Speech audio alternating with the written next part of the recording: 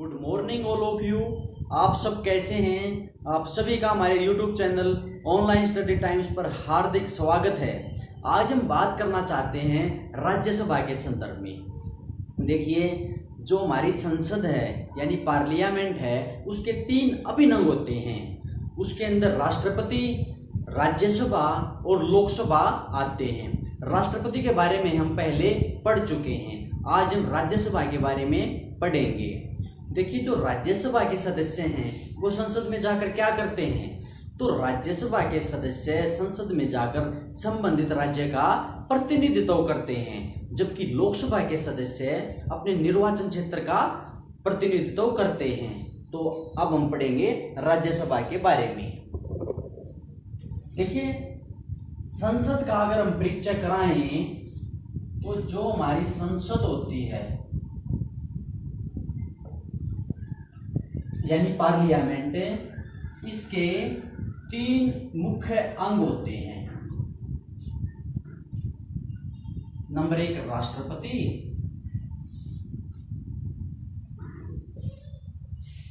Number 2 Rajya Sabha, Rajya Sabha यानी राज्यों की जो सभा होती है। उसके बाद लोकसभा, लोकसभा। अगर हम आर्टिकल्स की बात करें तो जो संसद है इसका आर्टिकल है 79। हमने राष्ट्रपति के सभी आर्टिकल्स पहले पढ़ लिए थे, तो हम इनके संसद, राज्यसभा और लोकसभा के आर्टिकल्स एक ट्रिक से याद करेंगे। वो ट्रिक क्या है? वैसे इसका आर्टिकल होता है 80 और इसका होता है 81। अगर हम राष्ट्रपति का भी देखें तो इसका है आर्टिकल 52। वैसे इसका हमने ट्रिक अलग से पढ़ चुके थे हम पहले, हम आप सभी को पता होगा जब हम राष्ट्रपति का टॉपिक कर रहे थे।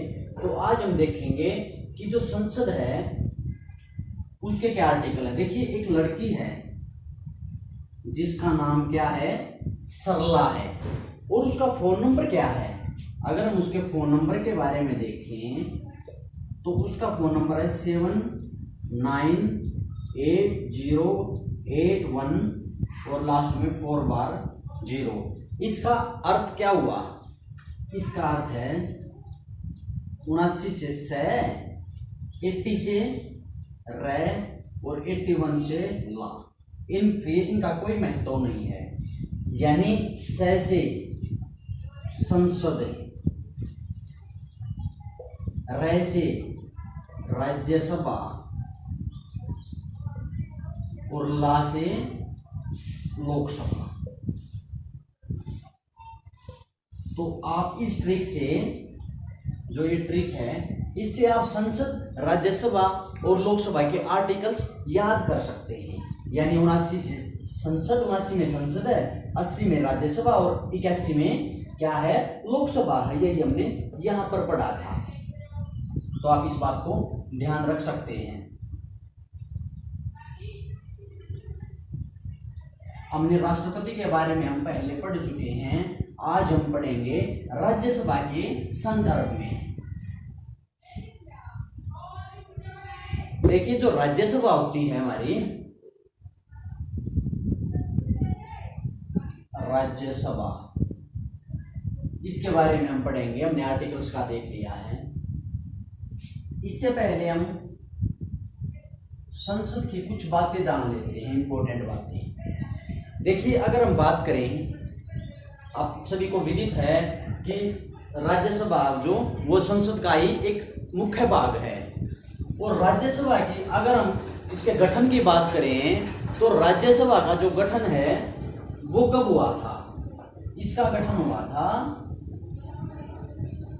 3 अप्रैल 1952 को राज्यसभा का गठन हुआ था। और संसद की पहली बैठक कब होती है? संसद की पहली बैठक होती है 13 मई 1952 को। देखिए, बड़ा आसान सा तरीका है। अगर हम यहां पे लिखें 13 मई 1952 को ये होती है बैठक, संसद की बैठक होती है जिसमें राज्यसभा और लोकसभा के सदस्य आते हैं। देखिए ये 3-4-1952 को हुई थी। हमने क्या किया, एक का महत्व देखिए आप, 3 के आगे 1 लगा दिया 13 हो गया, और 4 में 1 जोड़ दिया तो 5 हो गया, यानी 13 मई 1952 को संसद की पहली बैठक होती है।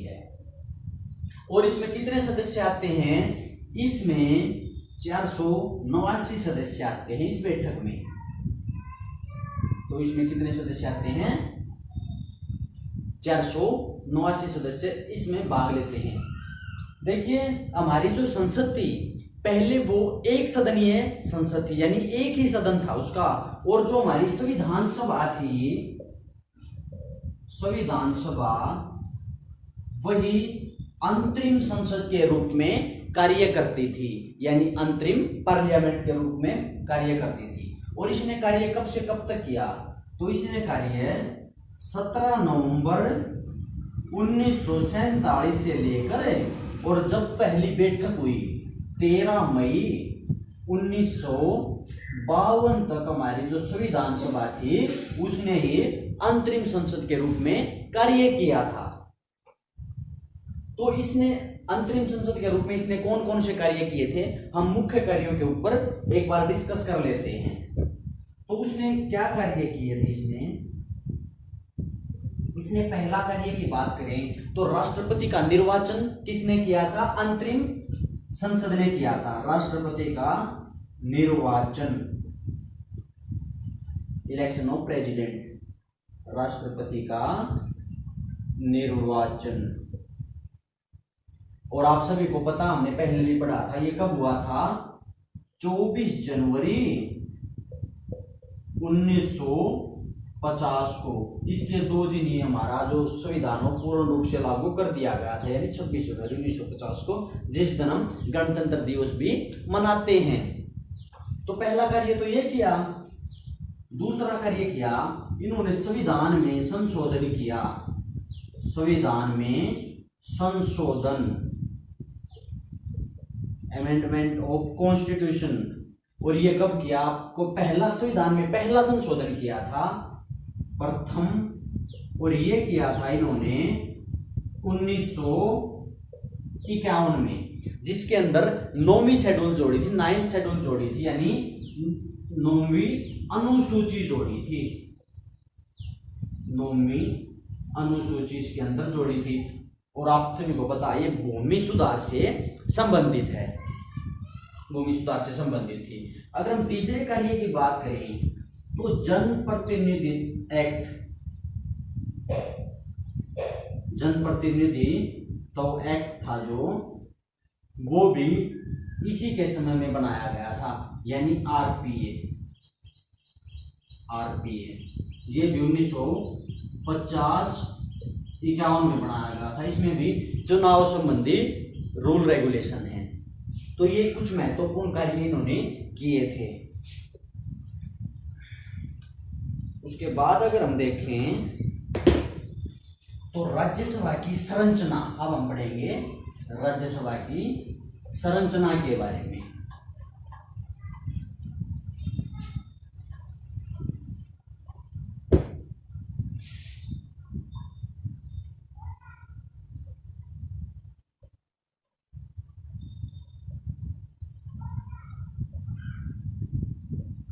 आप सभी को पता, हमने आर्टिकल के बारे में तो पढ़ ही लिया है, किस आर्टिकल में है।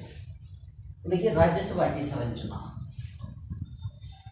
जो ये राज्यसभा है, अगर हम इसकी बात करें तो इसको पहले कहते थे काउंसिल ऑफ द स्टेट,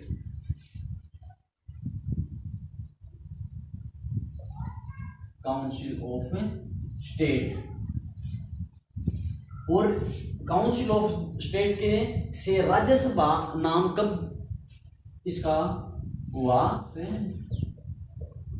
1954 को, यानी ये नाम इसका, पहले इसका नाम था काउंसिल ऑफ द स्टेट और राज्यसभा नाम कब पड़ा, 23 अगस्त 1954 को, और इसके बाद से इसको राज्यसभा ही कहा जाता है। आर्टिकल की हम बात कर चुके थे, अनुच्छेद 80 में है इसका वर्णन।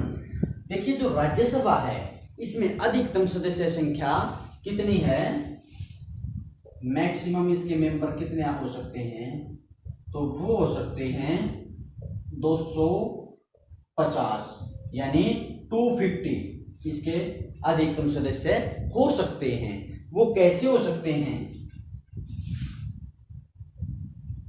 राज्य व संघ शासित प्रदेशों से, संघ शासित प्रदेश। देखो यहां से तो होते हैं 238 राज्यों से और संघ शासित प्रदेशों से, और इसके साथ अगर हम बात करें तो 12 एक्सपर्ट जो अपनी फील्ड में एक्सपर्ट होते हैं, वो उनको राष्ट्रपति राज्यसभा में मनोनीत करते हैं। तो वो कितने सदस्य होते हैं, 12 होते हैं। इस प्रकार ये 250 सदस्य अधिकतम आ सकते हैं। और वर्तमान में कितने सदस्य हैं, अगर हम वर्तमान की देखें राज्यसभा में, तो वर्तमान में राज्यों से हैं, राज्यों, संघ शासित प्रदेशों, जो संघ शासित प्रदेश हैं, और राष्ट्रपति जिनको मनोनीत करते हैं, राष्ट्रपति मनोनीत करते हैं। देखिए राज्यों से कितने सदस्य आते हैं, वैसे वर्तमान में टोटल सदस्य हैं 245, राज्यों से चुनकर आते हैं 229, और संघ शासित प्रदेशों से आते हैं 4 सदस्य, और राष्ट्रपति मनोनीत कितनों को करते हैं, 12 को राष्ट्रपति मनोनीत करते हैं। एक गृह मंत्रालय को एक सूची देते हैं जिसके अंतर्गत राष्ट्रपति उनका मनोनयन करते हैं। तो इस प्रकार ये 245 सदस्य हो जाते हैं, 229 और 4 33 और 12 245। तो अधिकतम सदस्य यहाँ से इस प्रकार आते हैं। और ये अगर 12 सदस्यों की बात करें तो इसको एक ट्रिक के माध्यम से हम फिर याद करेंगे कि 12 सदस्य कौन कौन से और कहाँ कहाँ से आते हैं। देखिए एक कोड है CLASSE यानी क्लास, इसके अंतर्गत हम देखेंगे इस कोड के माध्यम से कि किस किस फील्ड से और जो 12 एक्सपर्ट आते हैं उनके बारे में। देखिए सी का मतलब है काम, यानी शांति के क्षेत्र से आते हैं। एल से लिटरेचर यानी साहित्य से आते हैं। ए से आर्ट यानी कला के क्षेत्र से आते हैं। एस से सोशल वर्क सामाजिक क्षेत्र से आते हैं। और एस से साइंस यानी कि विज्ञान से आते हैं। और ई से इकोनॉमिक्स। तो ये 12 सदस्य इस फील्ड से इनके एक्सपर्ट आते हैं। तो आप इन बातों को ध्यान रखना। और जो हमारी अनुसूची 4 है उसके अंदर भी राज्यसभा के संदर्भ में जानकारी दे रखी है कि किस राज्य से, एक लिस्ट बना रखी है कि इस राज्य से इतने सदस्य आएंगे। अनुसूची 4 में हमने अनुसूची के बारे में जब पढ़ा था तो तब हमने डिस्कस किया था, उसमें भी राज्यसभा के बारे में जानकारी दी गई है।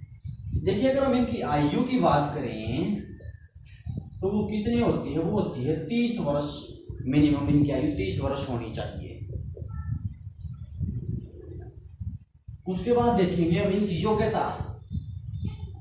जो योग्यता होती है राज्यसभा के सदस्यों की वो क्या होती है, हमने पहले भी बात करी है। पहली बात तो भारत का नागरिक हो, भारत का नागरिक होना चाहिए। सेकंड बात क्या है, हम अभी डिस्कस किया था कि उसकी आयु मिनिमम कितनी होनी चाहिए, मिनिमम होनी चाहिए 30 ईयर, यानी 30 साल उसने कंप्लीट कर लिए हों तो वो राज्यसभा का सदस्य बन सकता है। और अन्य योग्यताओं का निर्धारण कौन करेगी, हमारी पार्लियामेंट करेगी। ये हमारे संविधान में दे रखा है, यानी अन्य जो शर्तें हैं उनका निर्धारण कौन करेगी, हमारी संसद करेगी। तो ये राष्ट्रपति सॉरी ये राज्यसभा के सदस्य की योग्यता है।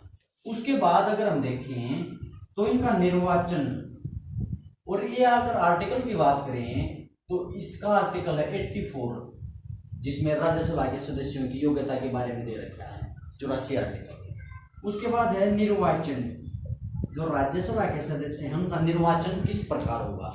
देखिए इनका निर्वाचन एकल संक्रमणीय मत पद्धति के द्वारा होता है। और हमने एकल संक्रमणीय मत पद्धति के बारे में पहले पढ़ लिया था। और इनका जो चुनाव है वो अप्रत्यक्ष होता है। कैसे होता है? इनडायरेक्ट होता है, यानी जनता इनका चुनाव नहीं करती बल्कि जनता के चुने हुए प्रतिनिधि इनका चुनाव करते हैं। इनका चुनाव कौन करते हैं? इनका चुनाव विधानसभा के निर्वाचित सदस्य इनका चुनाव करते हैं। और उसका आधार क्या होता है? इनका आधार होता है जनसंख्या। ठीक है, जनसंख्या इनका आधार होता है हमारे देश में। लेकिन अगर अमेरिका की बात करें तो अमेरिका में प्रत्येक राज्य से या प्रत्येक गणराज्य से 2 सदस्य आते हैं, यानी चाहे वो कितना भी बड़ा क्षेत्र के हिसाब से हो, कितनी भी वहां पे जनसंख्या हो, लेकिन प्रत्येक राज्य से 2 सदस्य चुनकर आते हैं। तो इनका आधार क्या है? भारत में आधार जनसंख्या है।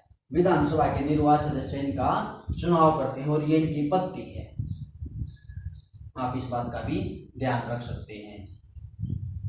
देखिए दिल्ली और पांडिचेरी, अगर हम संघ शासित प्रदेशों के बारे में बात करें तो दिल्ली और पुदुचेरी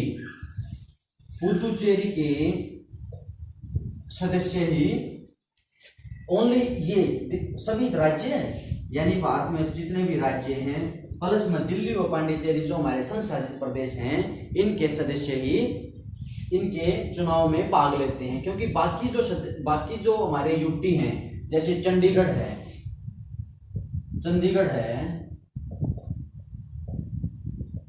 अंडमान निकोबार है, लक्षद्वीप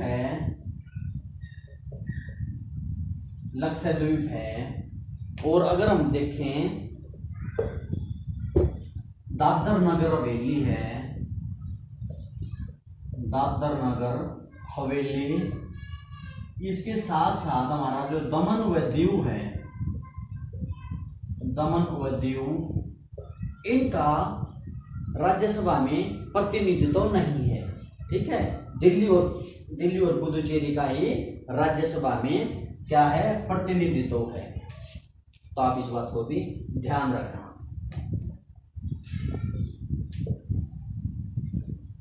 और अगर इनका जो एक फॉर्मूला है वो किस प्रकार होता है उसके बारे में भी हम जान लेते हैं। देखिए इसका फॉर्मूला क्या होता है?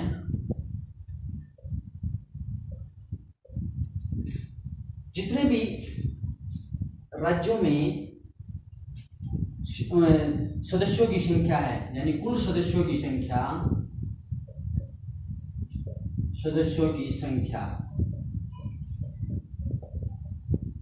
बटे में जितने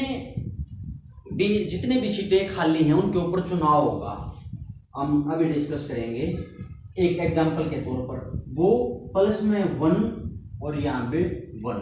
देखिए जैसे हम हरियाणा की बात करें, हरियाणा में विधानसभा की कितनी सीटें हैं? 90 सीटें हैं। और अब हरियाणा की 2 सीटों पर चुनाव हुए थे, यानी 2 सीटें अभी खाली थी। तो यहाँ पे आएगा 2 और यहाँ पे आएगा 1। साथ में ये जो सूत्र का प्लस है ये यहाँ पे लिख दिया। टोटल अब कितना हो गया? 90 बटे में 3 प्लस में 1, यानी 31 एमएलए जिसको भी चाहेंगे वो राज्यसभा का सदस्य बना देंगे। ये इसका क्या है? एक निश्चित कोटा कह सकते हैं, निश्चित मत कह सकते हैं। यानी 31 एमएलए जिसको चाहेंगे उसको क्या करेंगे? राज्यसभा में भेज देंगे। तो ये होता है इसका फार्मूला, यानी सदस्यों की संख्या संबंधित राज्य में जितने भी सदस्य हैं उनकी संख्या प्लस में जितनी सीटें बटे में जितनी सीटें खाली हैं प्लस में 1 और यहाँ भी ऐड कर देंगे हम 1 को, तो ये आ जाएगा 31। आप ध्यान रखना इसको। तो ये एक इसका सूत्र होता है।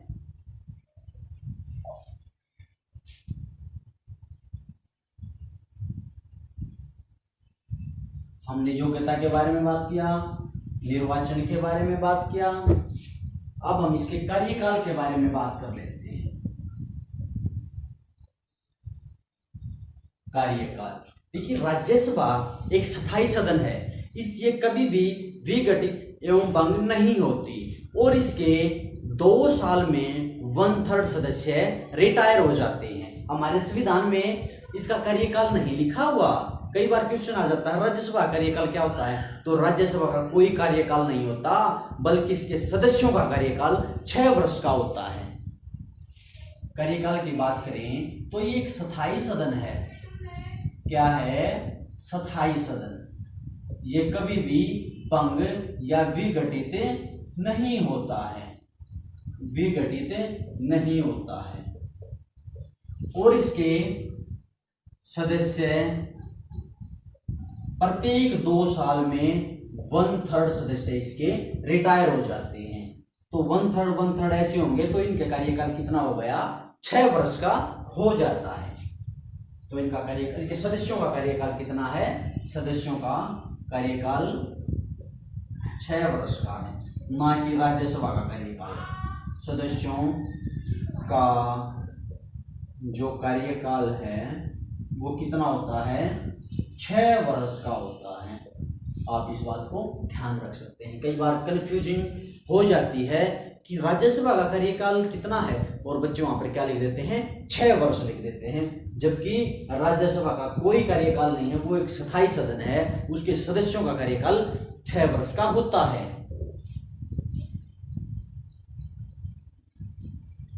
इसके बाद अगर हम बात करें सभापति के बारे में बात कर लेते हैं। सभापति एवं अध्यक्ष। सभापति एवं अध्यक्ष देखिए, आप सभी को पता है, हमने पहले भी बात करी जब हम उपराष्ट्रपति का टॉपिक कर रहे थे। जो उपराष्ट्रपति होते हैं वो राज्यसभा के पदेन अध्यक्ष होते हैं। क्या होते हैं? पदेन अध्यक्ष। और वही सभापति होते हैं राज्यसभा के।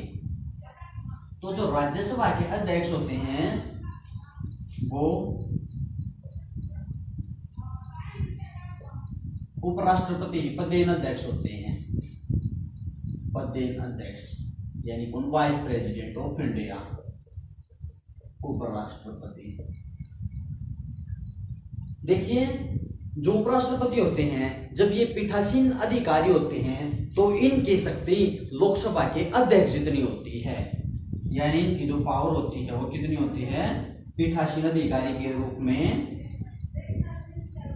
पीठासीन अधिकारी के रूप में लोकसभा के अध्यक्ष जितनी इनकी शक्ति होती है। ये लोकसभा में क्या करते हैं? ये लोकसभा की कार्यवाही और सदन में अनुशासन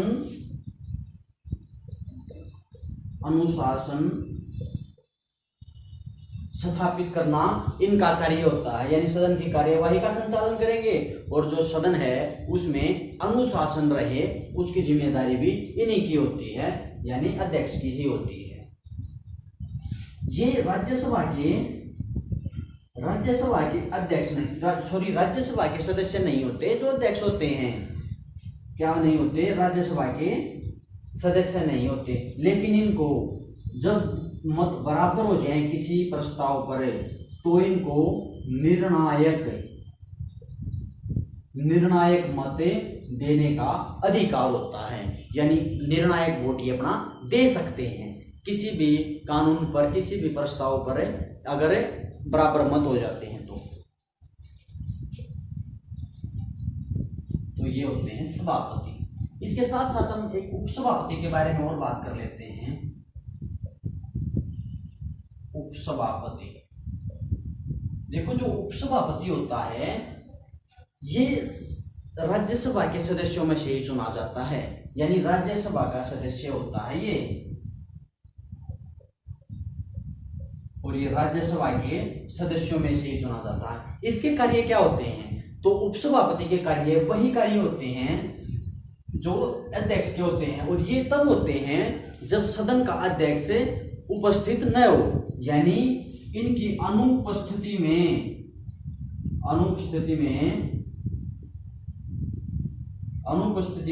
यानी इनकी अब्सेंट में, अध्यक्ष अब्सेंट में ये वो सभी कार्य करेंगे जो कि अध्यक्ष करता है। तो इस बात को भी आप ध्यान रखना। अब हम बात कर लेते हैं राज्यसभा की कार्य एवं शक्तियों के बारे में।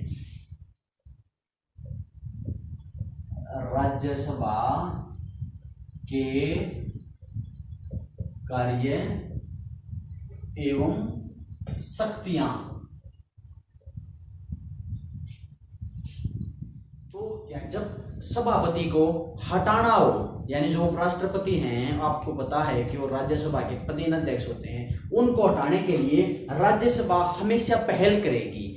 और राज्यसभा अगर अपनी तात्कालीन सदस्य संख्या के बहुमत से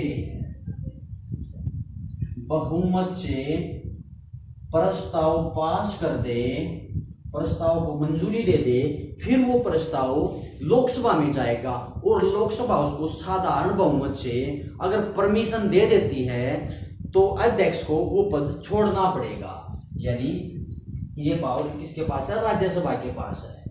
अगर हम दूसरी बात के बारे में बात करें तो राज्यसभा क्या करती है? देखिए आप सभी को पता है अनुच्छेद 352 के तहत राष्ट्रीय आपातकाल का प्रावधान है, और जब देश में राष्ट्रीय आपातकाल लगाया जाता है तो 1 महीने के अंदर संसद की अनुमति लेनी होती है। अगर मान लो उस समय लोकसभा भंग है तो वो अनुमति किस पे ली जाएगी? राज्यसभा पे उसकी परमिशन ली जाएगी। तो फिर क्या राज्यसभा भी उसकी परमिशन देती है। अगर मान लो फिर लोकसभा अगर चुनकर नई लोकसभा आ जाती है तो 1 महीने के अंदर अंदर लोकसभा से भी उसकी अनुमति लेनी अनिवार्य है। तो इसके संदर्भ में भी राज्यसभा के पास शक्ति है। उसके बारे में अगर हम देखें तो अनुच्छेद 249 इसमें क्या दे रखा है? इसमें दे रखा है कि जो राज्यसभा है वो राष्ट्रीय महत्व के विषयों पर, राज्य सूची के विषय पर कानून बना सकती है। राष्ट्रीय जो महत्व के विषय हैं, यानी राष्ट्र के महत्व के विषय हैं, उन पर राज्यसभा और राज्य सूची के विषयों पर कानून निर्माण कर सकती है। और वो किस बहुमत से कर सकती है? तो उसके उपस्थित तथा मतदान करने वालों के 2/3 बहुमत से वो प्रस्ताव पास करना पड़ेगा उसको। इस प्रकार वो कानून निर्माण कर सकती है, क्योंकि जो राज्यसभा है वो राज्य का बेहतर प्रतिनिधित्व करती है। इस प्रकार उसको ये पूरा अधिकार है। तो ये कार्य क्या कौन करती है? ये राज्यसभा ही करती है। इसके बाद अगर हम देखें एक आर्टिकल की और बात कर लेते हैं, आर्टिकल 312, यानी आर्टिकल 352 क्या कहता है? ये कहता है अखिल भारतीय सेवाओं की व्यवस्था करता है। अखिल भारतीय सेवाएं, इनके बारे में यह आर्टिकल बताता है। देखिए अखिल भारतीय सेवाएं कौन सी होती हैं? IAS यानी इंडियन एडमिनिस्ट्रेशन सर्विस, ये भारत में सबसे बड़ा पद है। IAS का सबसे बड़ी पोस्ट है। इसके बाद IPS यानी इंडियन पुलिस सर्विस, उसके बाद है IFS यानी इंडियन फॉरेस्ट सर्विस। ये कौन सी सेवाएं हैं? अखिल भारतीय सेवाएं हैं। ध्यान रखना IFS में आप इंडियन फॉरेन सर्विस को नहीं इंक्लूड करेंगे। यानी IFS का मतलब है फॉरेस्ट से। तो ये सेवाएं कौन सी हैं? अखिल भारतीय सेवाएं हैं। तो इसमें भी इसी फॉर्मूले से यानी उपस्थित व मतदान करने वाले 2/3 बहुमत से ये अखिल भारतीय सेवाओं का निर्धारण कर सकती हैं। उनको कौन सी सेवाएं अखिल भारतीय सेवाओं के अंदर आएंगी उनकी पुष्टि करेंगी। तो वो कौन करेगी? राज्यसभा कर सकती है। ये भी कहीं ना कहीं राष्ट्रीय महत्व के विषय के अंतर्गत इंक्लूड किया जाता है। तो ये इसकी क्या है? कार्य एवं शक्तियां हैं।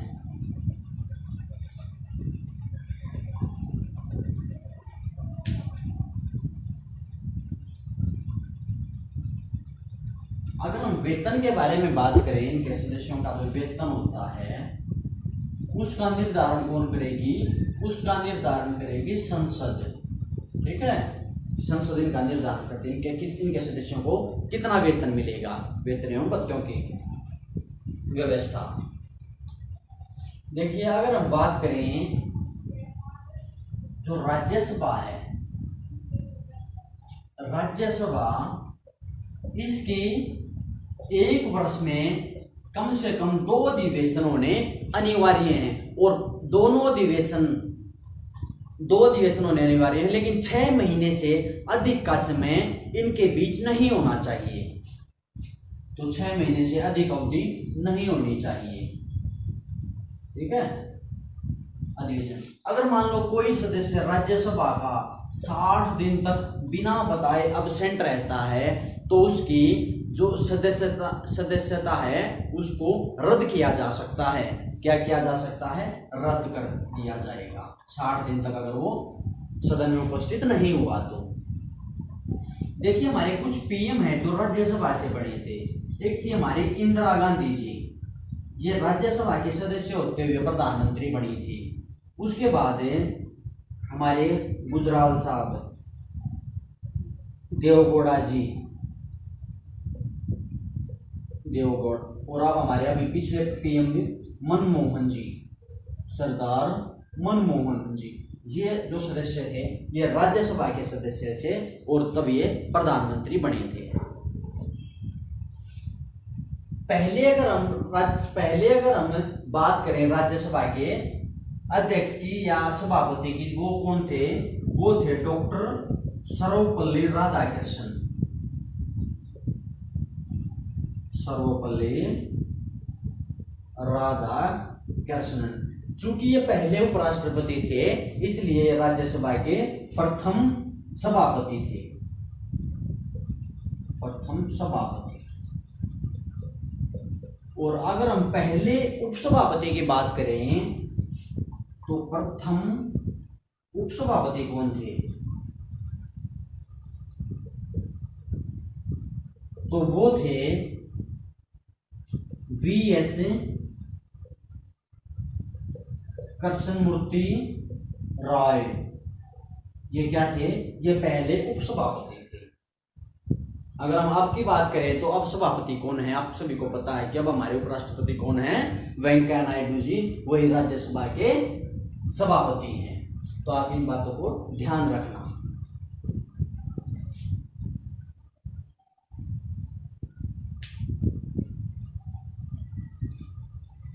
देखिए, अब हम एक सूची बनाएंगे और उस सूची को ट्रिक के माध्यम से याद करेंगे कि हमारे देश में किस राज्य से कितने सदस्य लोकसभा और राज्यसभा में चुनकर आते हैं। तो हम समय की बचत के कारण इसको एक बार हम यहाँ पर सजा लेते हैं।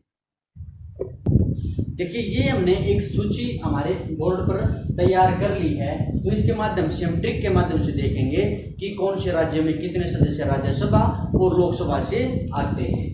सबसे पहले अगर हम देखें उत्तर प्रदेश। देखिए, उत्तर प्रदेश आप सभी को पता है कि जनसंख्या के आधार से हमारा सबसे बड़ा राज्य है। तो जनसंख्या का आधार हमारा आप सभी को पता है कि आधार होता है, जिसके कारण इसमें लोकसभा से इसके 80 सदस्य और राज्यसभा में 31 सदस्य जाकर बैठते हैं। तो आप ये ध्यान रख सकते हैं, सबसे बड़ा है तो सबसे ज्यादा सदस्य इसके जाएंगे। उसके बाद अगर हम देखें तो MP है जो हमारा, यानी MP यानी मध्य प्रदेश।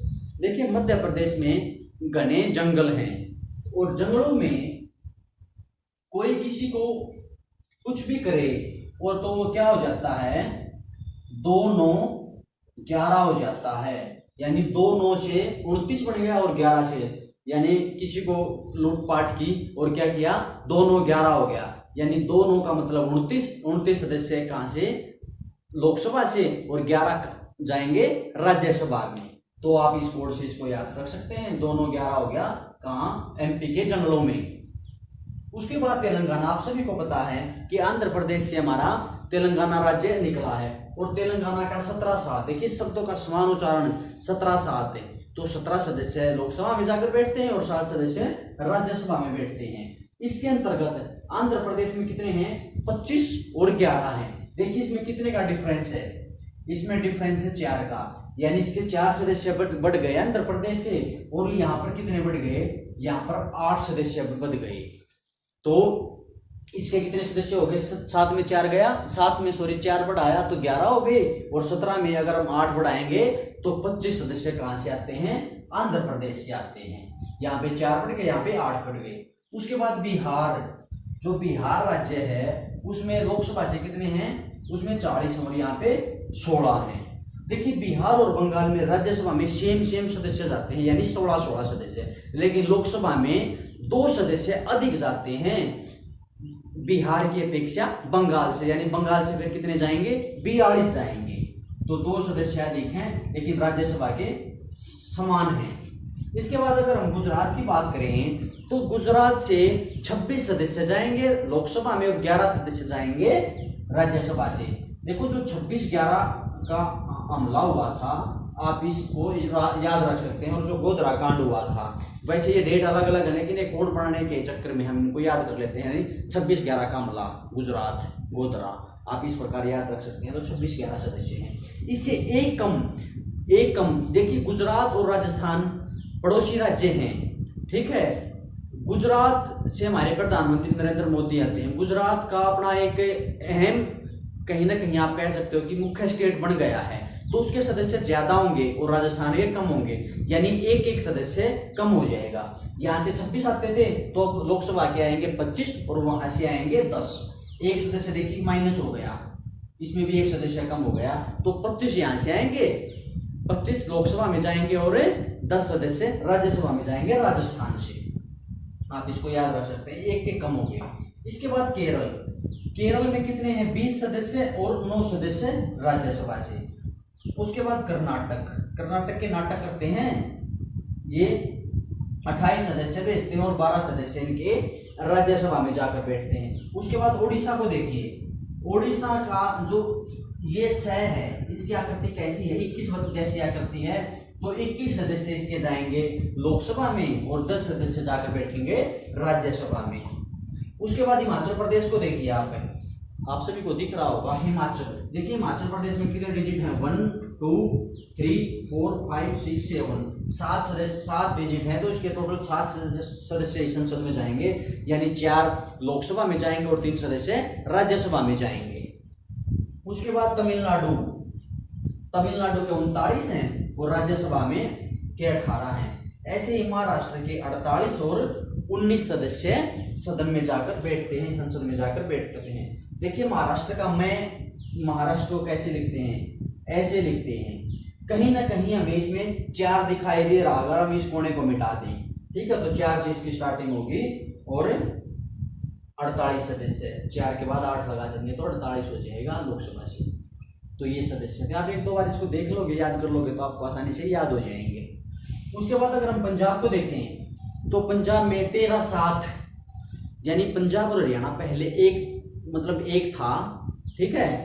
तो इनका अगर हम बात करें तो हरियाणा कहता है कि 13-7 चाहिए, तो मतलब 13 और 7, मतलब 13 सदस्य जाएंगे लोकसभा में और 7 सदस्य रह जाएंगे, यानी 13-7 चाहिए। इसके बाद हरियाणा की अगर हम बात करें तो हरियाणा में तो सीधा सा आंकड़ा है, 10 सदस्य लोकसभा से और 5 सदस्य राज्यसभा में जाकर विराजमान होते हैं। इसके बाद असम में देखिए, असम में भी दुगना है, 14 सदस्य लोकसभा में और 7 सदस्य इसके आधे राज्यसभा में जाकर बैठते हैं। इसके बाद आप छत्तीसगढ़ में देखिए, छत्तीसगढ़ है जो 6 से शुरू होता है और 11 और 5 को मिला देंगे तो कितना हो जाएगा, 16 हो जाएगा। कहीं ना कहीं 16 और 36 शब्दों का समान उच्चारण हो मुखवंश के जरिए, आप इसको याद रख सकते हैं। उसके बाद उत्तराखंड उत्तराखंड है जो, उसमें 5 सदस्य और 3 सदस्य राज्यसभा में जाकर बैठते हैं। झारखंड में 14 और 6 बैठते हैं। कुछ को आपको याद करना पड़ेगा, कुछ को आपको ट्रिक के माध्यम से याद करना पड़ेगा। देखिए अब जो ये राज्य आ गए हमारे मेघालय, त्रिपुरा और मणिपुर, इनको हम एक कोड से याद करेंगे। वो कोड क्या है? मेघमणित्री, मेघ मणि और त्री। मेघमणित्री में क्या है? मेघमणित्री में यहां पर मेघ से मतलब मेघालय, त्रिपुरा और मणिपुर, यहां से 2-2 सदस्य जाते हैं राज्यसभा, लोकसभा में बैठते हैं और एक सदस्य इनका राज्यसभा में पहुंचता है। इसके बाद नागालैंड, मिजोरम और सिक्किम, इसका कोड क्या है? नाम है सबका, नाम है सबका। देखिए आप इस प्रकार इसको याद रख सकते हैं, नाम है, नाम सबका, यानी सबका नाम है। संसद में सभी राज्यों का नाम है कि वो संसद में अपने सदस्य भेजे। ना से नागालैंड, मैं से मिजोरम। हमने कंफ्यूज होने की जरूरत नहीं है क्योंकि मेघमणि हमने ऊपर पढ़ लिए हैं, तो एक ही मैं वाला बच गया जो कि मिजोरम है। नाम से सिक्किम, यानी नाम है सबका, ये भी एक सदस्य अपना लोकसभा और राज्यसभा में भेजेंगे, तीनों राज्य, यानी नाम इनका भी है, नाम सबका है। तो नागालैंड, मिजोरम, सिक्किम एक का सदस्य है। और देखो एक अरुणाचल प्रदेश और गोवा बच गया, नीचे आपको शायद नहीं दिखाई दे रहा होगा, अरुणाचल प्रदेश और गोवा है। इसको हम किस प्रकार याद करेंगे? इसको हम याद करेंगे, अरुण गोवा जाकर 2 नंबर के पैसे को 1 नंबर के पैसे में कन्वर्ट करता है, यानी 2 सदस्य उसके आएंगे लोकसभा से और 1 सदस्य आएंगे इनके राज्यसभा से। तो अरुणाचल प्रदेश से 2 सदस्य आएंगे लोकसभा में और 1 सदस्य आएगा राज्यसभा में। अरुण गोवा जाकर 2 नंबर के पैसे को 1 नंबर के पैसे में बदल लेता है, यह कोड है इसका। तो आप इनको याद रख सकते हैं। अगर हम बात करें जो दिल्ली है, उसमें भी 7 सदस्य लोकसभा से और 3 सदस्य राज्यसभा में आकर बैठते हैं। तो आप इस प्रकार इनको याद रख सकते हैं। एक सदस्य पुदुचेरी से भी आप आता है। तो आज हमने बात की राज्यसभा के संदर्भ में। आप सभी काम से जुड़ने के लिए बहुत सारा धन्यवाद।